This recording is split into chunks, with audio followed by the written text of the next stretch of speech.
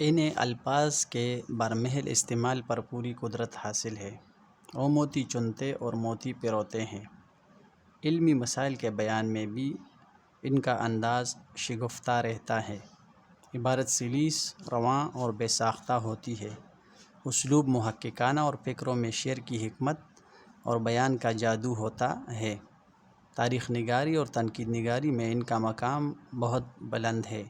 شبلی کی نمایاں تصانیف یہ ہیں: سیرۃ النعمان، الفاروق، المامون، سوانح مولانا روم، الغزالی، اورنگزیب عالمگیر پر ایک نظر، سیرۃ النبی صلی اللہ علیہ وآلہ وسلم، شعراء العجم، موازن انیس و دبیر۔